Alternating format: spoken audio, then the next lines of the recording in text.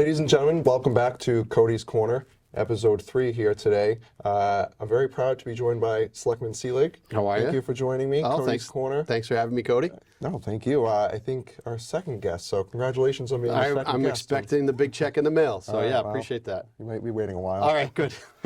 So today, as I mentioned in the last episode of Cody's Corner, we'll be going over our special town meeting warrant. Selectman Selig and I started this at the annual town meeting earlier this year, and we got a lot of great feedback. So I think it's good to continue this, give our residents really an opportunity to learn a little bit more about the warrant. We'll certainly be going over it in our Selectmen meeting, actually this evening as well. But it's good to go a little more in depth and ask some of the questions that the residents may have to clear up any confusion prior to town meeting. So before we get into it too much, town meeting will be held, the special town meeting will be held on December 14th, 6:30 p.m. at the Halifax Elementary School. Once again, we'll be having it in the gymnasium. Should be pretty quick. We have 6 articles as it is right now. A few of them have multiple aspects to them, but we hope to provide you with the information so you can make informed and educated decisions prior to town meeting. So we will start off with Article 1 here. All right. I'll hand it over to you. I will take it over here. So yeah, I have Article 1 here in front of me. Cody was nice enough to give it to me here, and I'll just actually read it really quick. So Article 1, to see if the town will vote to amend the wage and personnel bylaw as printed in the warrant and recommended by the Board of Selectmen and Finance Committee or any action thereto. So essentially what this was we voted back in the regular meeting in May to set aside money to get our wage and personnel study done. So this is essentially finishing what we started back in May. We had a study done for the town to look at all of our compensation packages, looked at all of our wage and personnel positions, and this article essentially brings that to fruition, you know, as far as what that study found, and it just kind of sets basically expectations and guidelines for the different positions here at Town Hall. So that's the first part of that. Is there anything that you want to expand upon on that, Cody, you think? No, I think you already touched on it. 2 parts to this one, and the first is really, so with anything you usually have a classification and compensation plan. So classification sets apart, you know, this position's a grade 1, this position's a grade 2, and then the compensation aspect of it is the compensation, right? What we're going to pay based on those grades. Sure.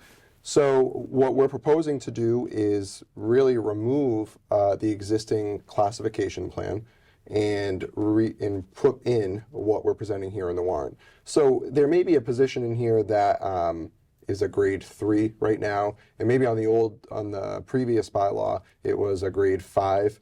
There's no correlation there. It's a totally new system, so don't look at it as a grade 3 position is being downgraded from a grade 5. It's really just, we started fresh with a whole new study, and that, like you said, that's the first part of it. Sure, and I'd like to give you kudos. I know the company we brought in to look at this, they did extensive interviews, they did cost analysis, they looked at comparable communities, so this isn't just kind of a willy-nilly study. This was a soup to nuts. Took quite a while to do, and that's essentially one of the major reasons why our special town meeting, we had to wait a little bit till December to make sure that we could have all this stuff done for us. So it is. I'm excited. I feel like it's going to address a lot of the staffing issues we've had in our town, losing great people to other communities. So I think this is a huge plus for the town. So I'm excited that it's done. And then to dovetail off of that, we go to Article 2, and I'll read it for you there. And that's to see if town will vote to amend the following of the salaries of several elective town officers for July 1st, 2023 to June 30th, 2024, or take any action thereto. And that's essentially, those are our 3 elected positions. They're elected full-time, right? Full-time elected, and that's your town clerk, your treasurer collector, and your highway surveyor. So that's why they're outside of that first article, because they're full-time elected positions. Exactly. So we want to make sure that we're paying all of our employees equitably, and that includes our elected employees. Absolutely. So that first Article 1 will include all of the non-union personnel. We did already settle all of our union contracts. They were not part of this study. We did a separate analysis for that. But in this, we are handling all of our non-union personnel, which was that one. And then Part 2 of Article 1 is actually just setting the compensation schedule. So that, and then Article 2, which Mr. Selig just stated, is those 3 elected positions, which what we'll propose is to put them right in the same wage scale as we would if they were a regular employee, because we want to see them paid equitably as well. And now there'll be basically a basis for how we're paying these elected officials, and it's not just necessarily a number Oh yeah, that we're throwing out. let's throw a dart. Yes, Yeah, exactly. Yeah, no, it seems to make a ton of sense, and I'm excited for it.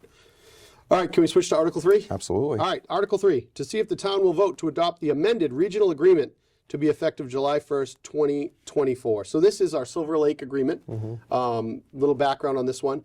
It came to light that essentially we were running our Silver Lake regional agreement not up to the law of DESE, Department of Elementary and Secondary Education. It centers around the pre-K program that I know many children in Halifax have taken part in. What it is was our agreement was only designed for grades 7 through 12. We were running this pre-K program as a regional, and it wasn't spelled out into our regional agreement. So the Department of Education, I'm just going to call it DESE. Is that all right? Can I call it DESE? All right. So DESE basically gave us till the end of the year to fix this. Right. And it would need to be fixed on all 3 towns. So what we basically had 3 different options on this. Correct me if I'm wrong, Cody.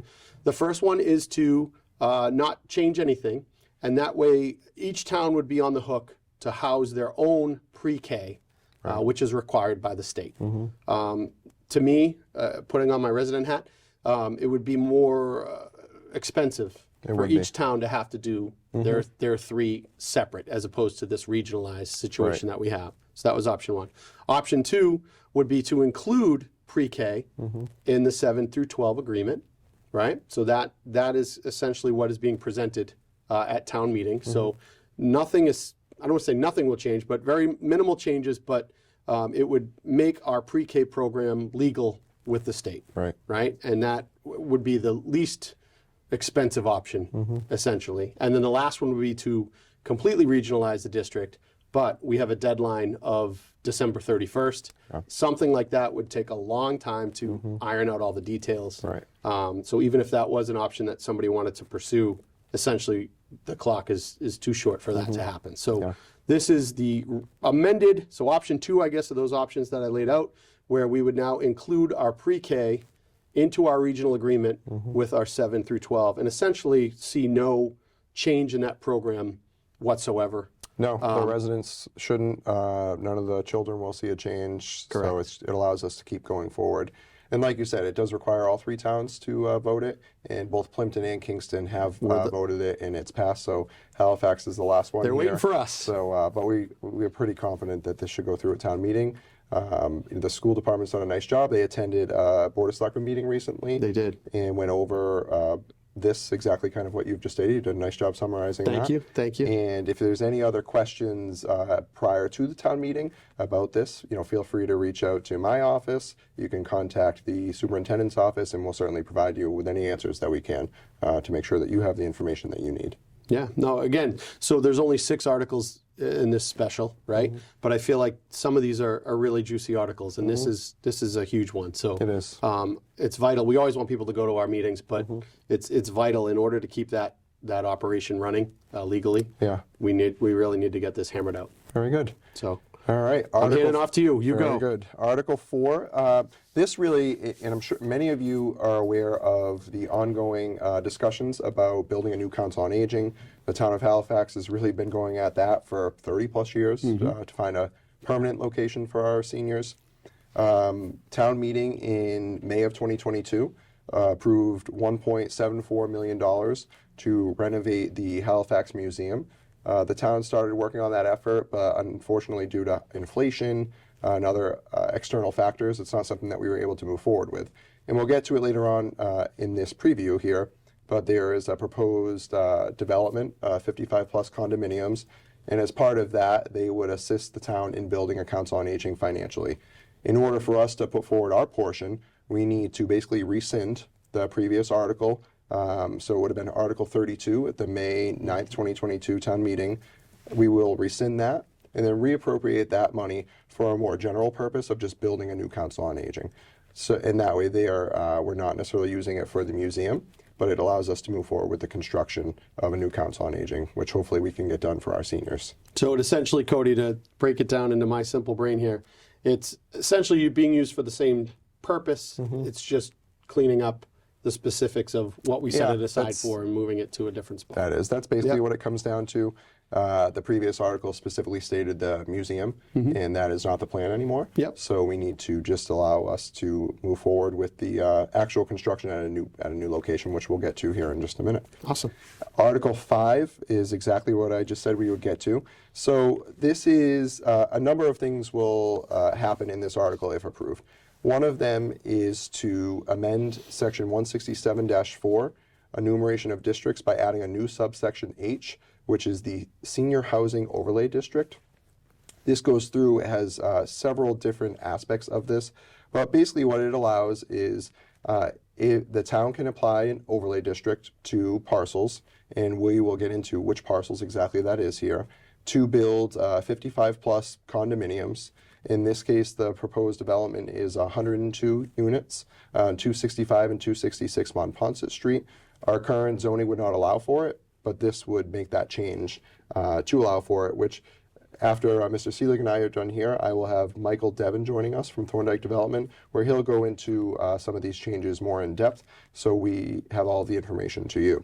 The second part of this article would be to amend the zoning map to change basically 265 Montponset Street from a currently residential parcel to a commercial parcel. The idea behind this is we only want to allow commercial parcels to utilize this overlay district, so to change that zoning would help in moving forward.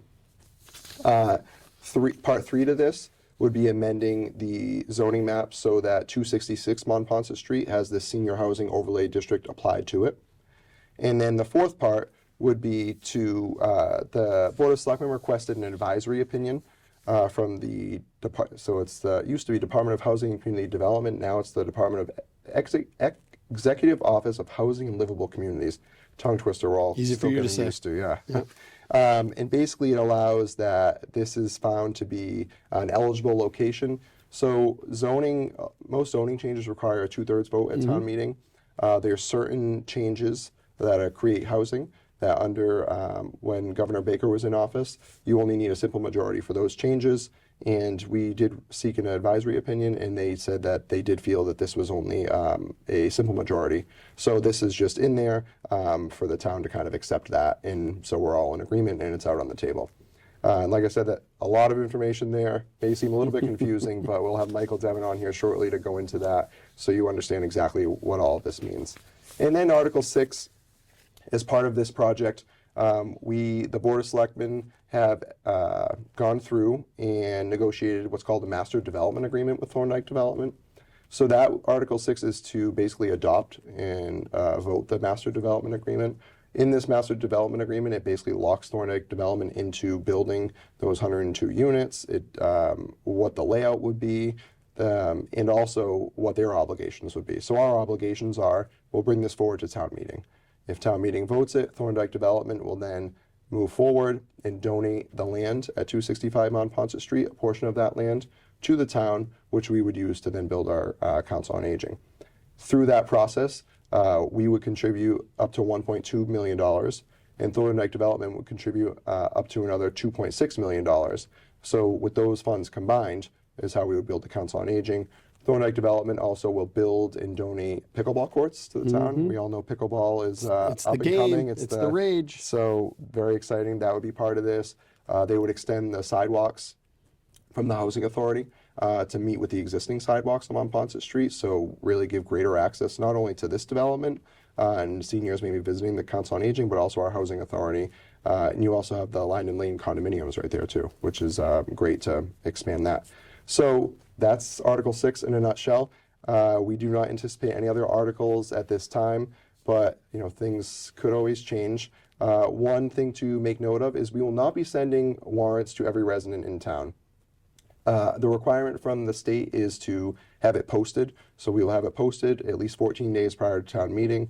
It'll be posted in 5 places throughout town at Town Hall. We'll also post it online on our website. But we recognize we want to get the information about this. We want our residents to know about this. So what we'll be doing instead is sending out basically a small postcard to all of our residents. It'll have the day and time of town meeting. We'll also put a QR code to the town meeting warrant, so you can scan it and it'll bring you right to the warrant. We'll have the warrant on our website, like I said, and we'll also have the warrant printed any town building. So we'll print them at the Recycling Center, Council on Aging, Town Hall. If you're looking for a paper copy of the warrant, you can go to any of those Library, buildings. maybe. Yeah, library. Yeah. Any town building where the public would visit, Yeah. and they'll be there. You can request a copy. And we'll obviously have them printed as well at town meeting for residents to come in and take and review. This is just in the eyes of trying to streamline things and make them more efficient. We want to provide the information still, but when you see town meeting, we're lucky to get 150 residents. Sure. We hope we have a lot more than that this time. Sure. But we're sending them out to well over 3,000 It's not parcels. it's not effective. It's not. an effective use of resources, and it's greener. So is. you want to strike that balance between being green and being effective, but also providing for folks that might not be as tech savvy. So I think this is a great compromise where you'll have physical copies at town buildings, but you're not going to blanket the whole town with things that might not be used. Yes. I know I've been at many a meeting where there's still a stack of warrants at the end of the meeting, so it's great that we're being effective and taking that into consideration. Yeah, very good. So that is your special town meeting warrant. We anticipate town meeting should go rather smoothly. We're looking forward to it. Please come out to town meeting. It really is just the most crucial aspect of local government, particularly here in Halifax. There's a lot of things that are on this warrant, a lot of really important changes for the future of the town. So come out and have your voice heard. And if you need any sort of transportation or have any issues, please contact us. Like I said, either my office, you can contact our Council on Aging, and we will arrange for transportation if that's a concern of anyone. And like you say, there's only 6 articles, but I would argue all of them are pretty weighty. They are. With major issues for the town. So we need to make sure we get our quorum, and it'll be an hour. I'm going to knock on wood and say an hour. I like You that. think? Yeah. An hour maybe? But definitely one night. The Yes. days of multiple nights and marathon sessions, we're not looking at that. So please, try and find some time. I know it's a busy time of year, but these are 6 very important articles that we need to get done. Very good. So All right. Jonathan, thank you. thank you. It's always a pleasure. Thanks for having me at Cody's Corner. Yes. And so we'll see everyone at town meeting. And next up, I will have Michael Devin join us. Michael is from Thorndike Development, and he will go over some of these zoning changes, particularly Articles 4 through 6, having to do with the development of 265 and 266 Montponce Street. So, Jonathan, Thanks. thank you. Thanks, Cody. We'll see you. Thanks. All right.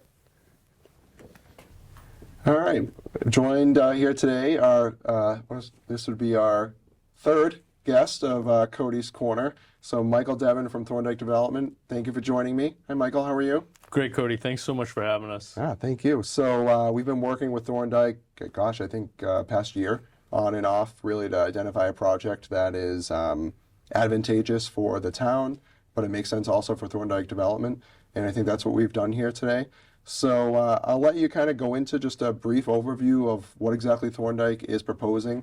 If you're looking for more in-depth on the project itself, or if you're looking for specifics on some of the zoning. I did touch on it earlier in the episode when Mr. Selig and I were doing the warrant review. But we also had a public hearing before our planning board on November 16th. Area 58 did record that. So that is an option if you go to the YouTube page and watch that. It really goes more in depth on the zoning changes. It also highlights some of the feedback from the community, which I thought was really nice. And then some of the maybe concerns or just comments that the planning board had. And the planning board did vote unanimously to recommend this to town meeting, which is, I think, great. And I think it's really telling of all the hard work that you guys have put in to make this something that makes sense for Halifax. Thanks, Cody. We're ecstatic. Thorndike Development has been in the business for over 40 years, developing multifamily homes, townhouses all throughout Massachusetts. As a company, we're ecstatic. We have our company president on down to the laborers in the field talking about Halifax, asking questions. When is this project going to get underway? When can we start building? Because people see the value of doing this. And honestly, it's a win-win for Halifax as well. As you know, because you're involved in all the conversations that we've had as a company and with the town, it's a win-win in the sense that we get to build better housing choices for seniors in the form of 102 condominium condominiums for 55 plus community, and the town gets multiple benefits. One, they get to receive land for a new senior center for the Council on Aging. Right. So we'll be donating land as well as making payments up to $2.6 million, which Right. you discussed earlier will match with your $1.2 million that's already been allocated previously for the senior center. Right.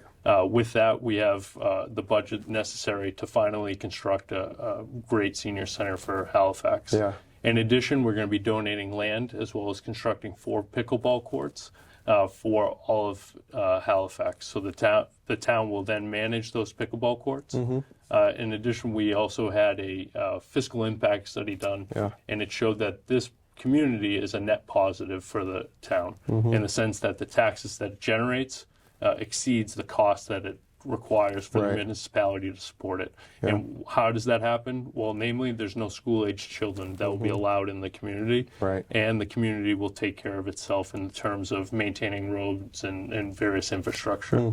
I think to that point, and not only is it a net positive, but it's actually quite significantly net positive in the analysis that was conducted. It was approximately $400,000 that the town would expect to make out with in net positive income from taxes. So, which is great. I think the total new growth we anticipate to be somewhere in the range of over $600,000.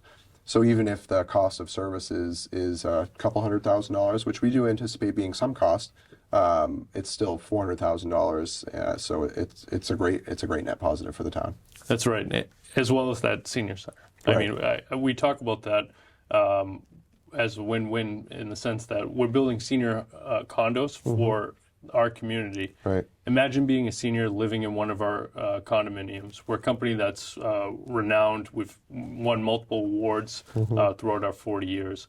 Taking a short stroll out your door in your condo and walking over to the senior center and being able to participate in the social activities that will go on there, Right. the counseling on Social Security, Medicare, going to some of the health initiatives that they do, Yeah. or the more robust Meals on Wheels that they provide. It's a great point.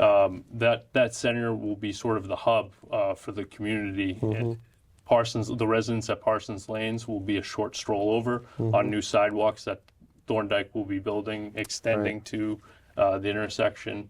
There'll now be the bus services that the Council on Aging provides right there. It's right across the street from Grill 58. So our seniors win because they get everything that's in that area. Yeah. As well as the seniors of Halifax now have a home for them to enjoy those benefits and those services that the Council on Aging currently provides, but in a building that is not accessible for people that are senior community. You know, it's not ADA compliant, so it's long overdue. And you said that it was over 30 years in the making. It has and been. If folks want to see it happen, we need them to come out on December 14th and vote in favor of the zoning changes that we're proposing. No, I think that's a great synopsis of the project. It really is a lot of positive things going on with this. And one thing I really want to make clear to the residents of Halifax is, Thorndike Development purchased this property. They had the intention of building 40B affordable housing apartments and presented the town with a preliminary proposal of 230 units of apartments. So the impact on the town certainly would have been greater with that. But our Board of Selectmen worked with them to come up with this proposal, which is, like I said, I think really advantageous for everybody involved. So if this isn't approved, Thorndike Development still owns the property. There's no guarantee on what they would do with it, but they are in the business of creating housing. And they did have that initial proposal. So I think it's important to look at that factor as well. And this is really a great option that we want to see move forward. The Board of Selectmen has unanimously recommended this project and really been behind it since the beginning. I mentioned the Planning Board's been behind it.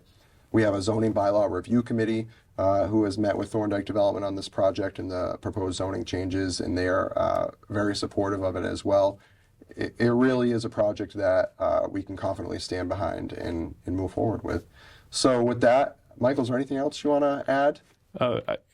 Just to sort of nail down one point that we've discussed, it's amazing the fact that the town is backing us. We're hearing across the board from all the boards, this is what we want to do. And so when people look at this warrant, they're going to see a whole bunch of stuff here. And it may seem like it's something that's going to change all the zoning for the town, but it's not. It's zoning that's specific to our project.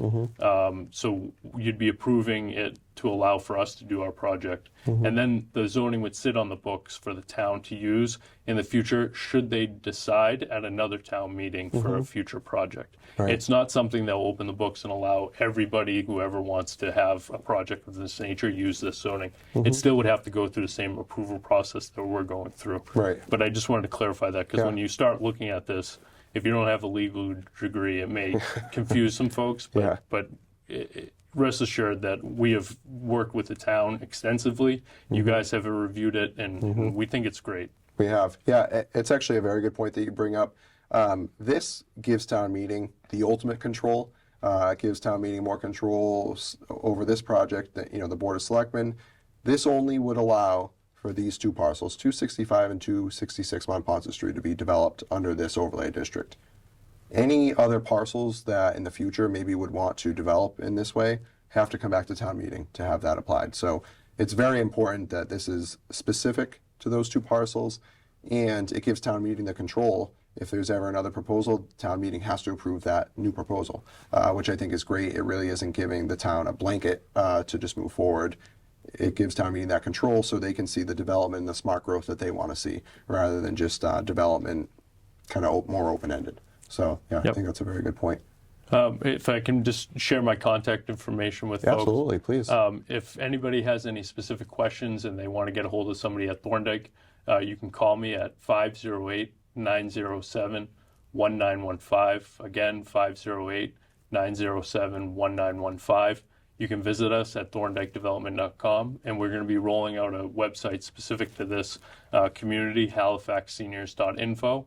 halifaxseniors.info, where they can see a lot of what we've already been talking about and stay up to date with the Facebook page and everything. So we're really going full throttle over the next couple weeks, and so folks should expect to see me around. Yeah, excellent. Whether that's a good thing or a bad thing, I'll let them decide, but hopefully it's a good thing. Yeah, I think it's great. You guys have done an excellent job in getting the word out there, and we've really appreciated working with you. We look forward to hopefully working with you, guys in the future. Hopefully this project is approved, and we can work together to see both aspects developed. Your project here with the senior condominiums, but also our project with the Council on Aging. So very exciting.